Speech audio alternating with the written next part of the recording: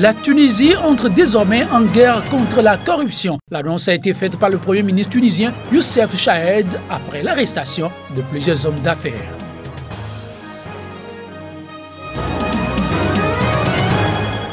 Le président algérien Abdelaziz Bouteflika s'est séparé de son homme de confiance Abdelmalek Sellal. À la suite des élections législatives, il a dû nommer un nouveau Premier ministre. En RDC, la crise au Kasaï aurait gravement empiété sur les programmes de santé. Conséquence, un risque accru de malnutrition sévère aiguë de presque 400 000 enfants.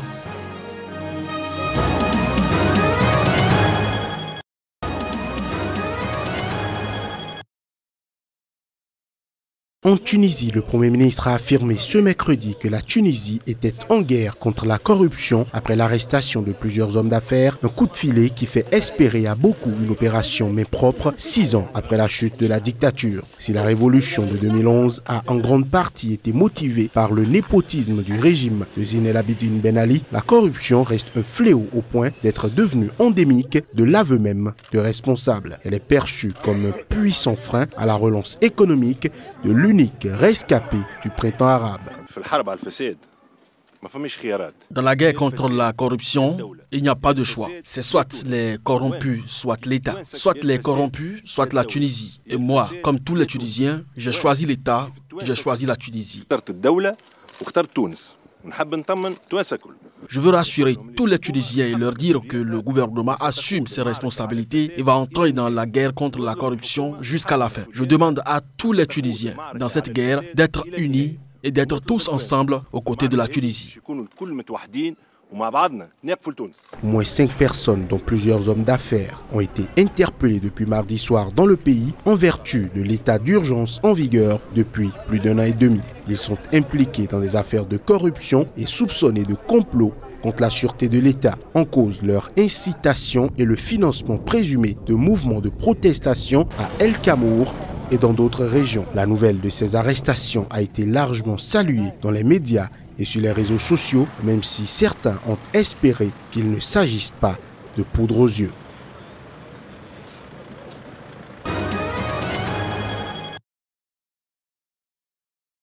L'Algérie a un nouveau Premier ministre. Abdelmadjid Tebboune, puisque c'est de lui qu'il s'agit, a été immédiatement nommé ce mercredi par le président Abdelaziz Bouteflika après la démission de Abdelmalek Sellal et de son gouvernement. Cette démission était attendue après les résultats définitifs des élections législatives du 4 mai dernier qui ont été remportées à une large majorité par le Front de Libération Nationale que préside le chef de l'État et le Rassemblement National Démocratique d'Ahmed Ouyahia, directeur de cabinet du président Abdelaziz Bouteflika. Dans un communiqué, le président Abdelaziz félicite Abdelmalek Sellal et les membres du gouvernement sortant pour le travail qu'ils ont accompli. Âgé de 71 ans, le nouveau Premier ministre est considéré comme un proche du chef de l'État qui l'a nommé ministre de la Communication et de la Culture en 1999 dans son premier gouvernement. Il faut dire que le nouveau Premier ministre était depuis 2012 ministre de l'Habitat dans le gouvernement sortant, un poste qu'il a conservé depuis.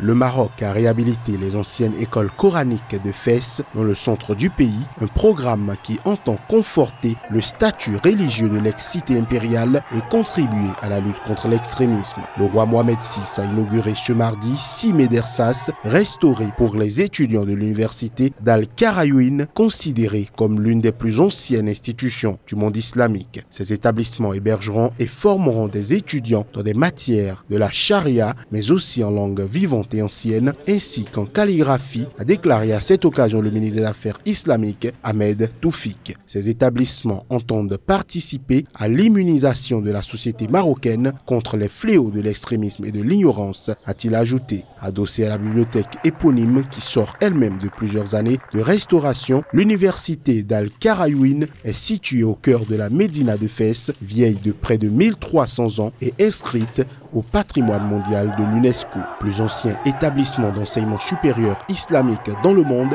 elle comprend plusieurs instituts et établissements d'enseignement supérieur disséminés entre Fès, Rabat et Casablanca. Elle forme des oulémas, des imams des chercheurs spécialisés. Aussi, des milliers d'étudiants marocains, mais également venus d'Afrique et d'Europe, suivent-ils ces cursus dont l'ambition est d'inculquer les préceptes et valeurs de l'islam du juste milieu. Les 6 médersas réhabilités datent des 12e et 14e siècles sous la dynastie des Mérinides qui régna sur le royaume pendant près de 2 siècles.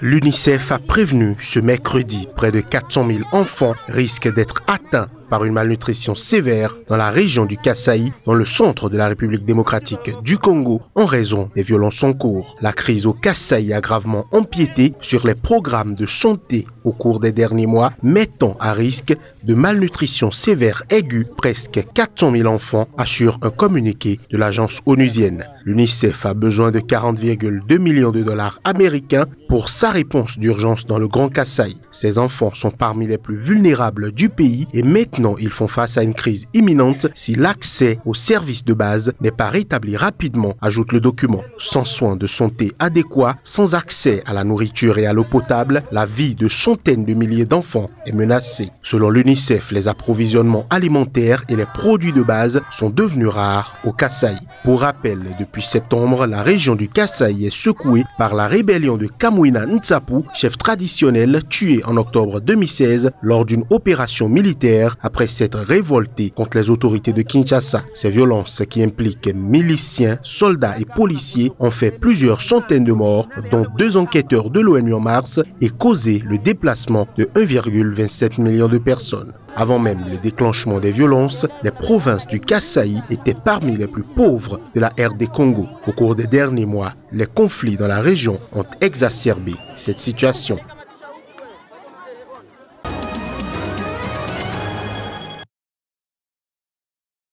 Le tribunal militaire de Yaoundé a annoncé ce mercredi qu'il se prononcerait le 7 juin prochain sur les demandes de mise en liberté de 27 militants de la contestation anglophone camerounaise. Détenus depuis janvier dernier, ces militants sont accusés d'actes de terrorisme. 3 figures de la contestation font partie des accusés. Il s'agit de Félix Agbon Congo, de Neba Fontem Aforteka et de Mancho BBC. Nous avons quand même espoir parce que les 2 principaux leaders de l'ancien ou bien défunt consortium vont regagner leur liberté et ça va apaiser quand même les cœurs des Camerounais qui sont en train de grever. Donc nous avons l'espoir, comme les 2 parties, l'accusation avec la défense sont d'accord pour des mesures de surveillance judiciaire. Je pense que même pour des raisons d'apaisement politique au Cameroun aujourd'hui, il est bien que les leaders du consortium soient remis à leur famille et que peut-être le dialogue tant espéré puisse commencer ou alors puisse continuer, puisque personne n'oublie que c'est ces leaders qui avaient commencé des négociations avec le gouvernement.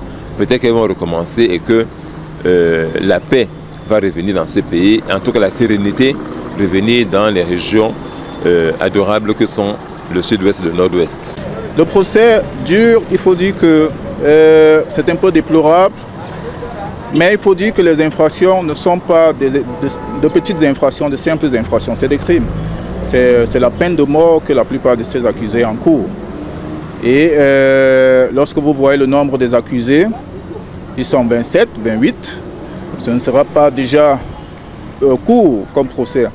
Et en plus, nous ne sommes qu'au niveau des accusés, mais il y a une pléthore de témoins qui est annoncée. Depuis novembre dernier, la minorité anglophone, environ 20% de la population camerounaise, estimée à 22 millions, proteste contre sa marginalisation. La grève des avocats, suivie de celle des enseignants des régions anglophones, a dégénéré en crise socio-politique.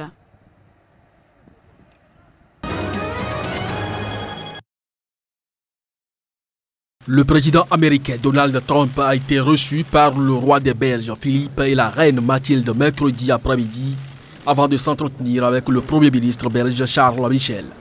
Le président américain est arrivé mercredi à Bruxelles pour sa première visite auprès de l'OTAN et de l'Union européenne où quelques 10 000 manifestants pacifistes, féministes ou anticapitalistes lui ont signifié qu'il n'était pas le bienvenu. Parti de la gare du Nord en fin d'après-midi, le cortège bigarré a traversé le centre de Bruxelles dans une ambiance bon enfant. Alors que le président américain était reçu en audience par le roi des Belges Philippe et la reine Mathilde, les manifestants ont rivalisé d'originalité pour décrier la politique du chef de l'État américain. Réunis sous le slogan « Trump n'est pas le bienvenu », les manifestants répondaient à l'appel de mouvements de gauche, d'ONG comme Amnesty International et d'une cinquantaine d'autres associations.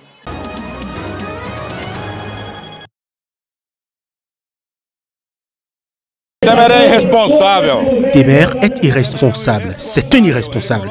À cause de lui, le Brésil est dans une crise sans limite. Il ne peut pas continuer comme président. Il n'a ni crédibilité, ni soutien. Ils sont plusieurs dizaines de milliers de Brésiliens qui sont sortis dans les rues mercredi. Lassés des scandales de corruption à répétition, ils crient leur ras-le-bol. Ils ont en fait rejoint Brasilia pour manifester à l'appel des syndicats afin d'exiger le départ du président Michel Temer et la fin des mesures d'austérité. Nous sommes ici avec une lueur d'espoir que nous pouvons sortir de cette crise, de cette boue dans laquelle le pays a coulé, une lueur d'espoir de trouver une solution pour que nous arrêtions de nous enfoncer dans la boue. L'armée a commencé à être déployée mercredi pour protéger les bâtiments publics à Brasilia, où la police a repoussé à l'aide de gaz lacrymogène les dizaines de milliers de manifestants qui tentaient de rejoindre le palais présidentiel. Le président de la République a décrété, sur demande du président de la Chambre des députés, une action de garantie de la loi et de l'ordre.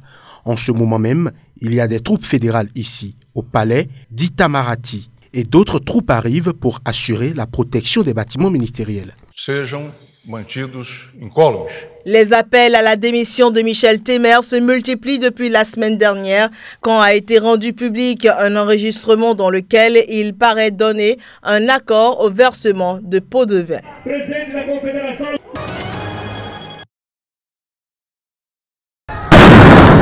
Les violences dans le cadre des manifestations anti-Maduro au Venezuela prennent une allure incontrôlée. La journée de mercredi a été une des plus mouvementées et des plus meurtrières. Un jeune a été brûlé vif à Caracas, ce qui porte à 56 le nombre de morts depuis le début des contestations. Tout ceci se fait accompagné de scènes de pillage. Orlando Figueira, 21 ans, a été lynché pendant de longues secondes, poignardé, puis aspergé d'essence durant une manifestation de l'opposition. Le jeune homme a été hospitalisé. Il faut dire que ces mouvements ont été accentués par la décision du président de former une assemblée constituante. Non, la constituante est une fraude. C'est une de leurs inventions pour rester au pouvoir. Je ne veux pas de la constituante. Je ne veux rien savoir de quelque chose qui n'est pas dans notre constitution. Nous, citoyens vénézuéliens, qui avons élu le Congrès, nous ne pouvons pas être d'accord avec toutes les choses que ce gouvernement dit. Ce n'est pas légal. Maduro n'est pas légitime, donc nous ne pouvons pas le traiter comme tel.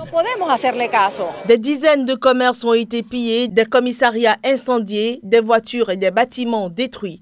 La procureure générale du Venezuela a quant à elle accusé mercredi les militaires d'avoir fait plus de 500 blessés et causé la mort d'un jeune homme lors des manifestations.